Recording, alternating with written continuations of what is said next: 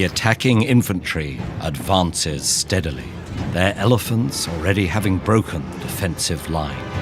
The king tries to retreat, but enemy cavalry flanks him from the rear.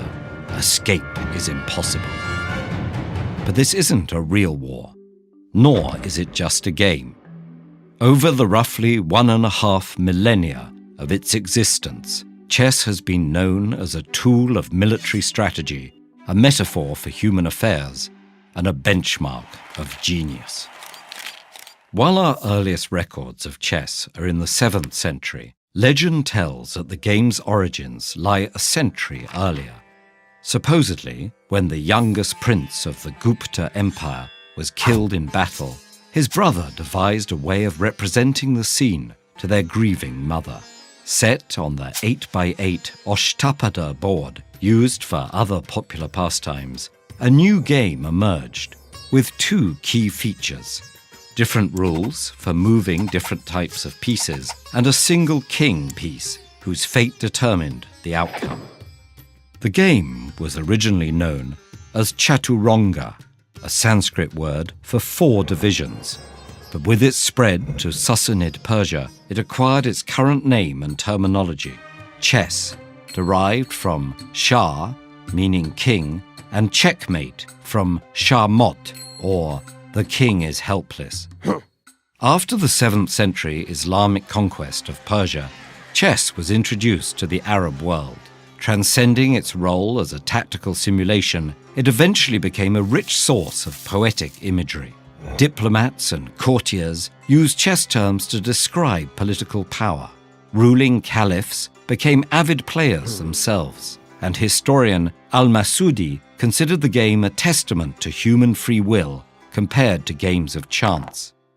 Medieval trade along the Silk Road carried the game to East and Southeast Asia, where many local variants developed.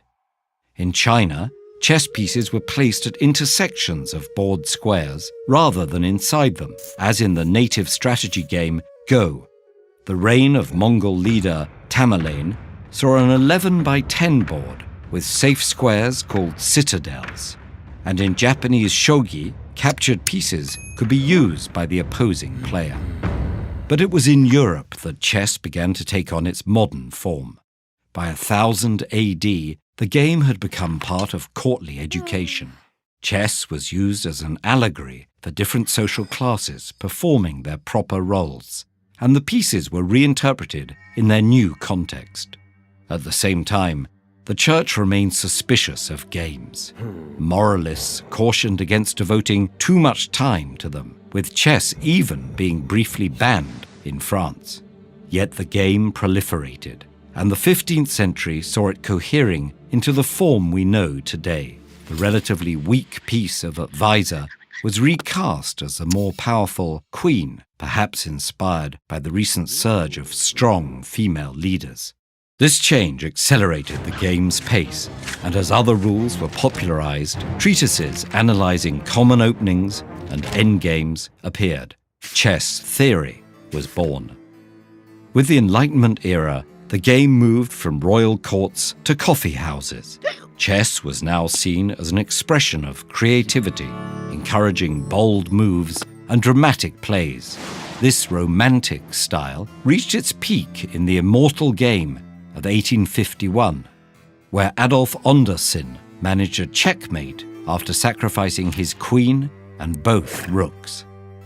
But the emergence of formal competitive play in the late 19th century meant that strategic calculation would eventually trump dramatic flair. And with the rise of international competition, chess took on a new geopolitical importance. During the Cold War, the Soviet Union devoted great resources to cultivating chess talent, dominating the championships for the rest of the century. But the player who would truly upset Russian dominance was not a citizen of another country, but an IBM computer called Deep Blue. Chess-playing computers had been developed for decades, but Deep Blue's triumph over Garry Kasparov in 1997 was the first time a machine had defeated a sitting champion. Today, Chess software is capable of consistently defeating the best human players. But just like the game they've mastered, these machines are products of human ingenuity. And perhaps that same ingenuity will guide us out of this apparent checkmate.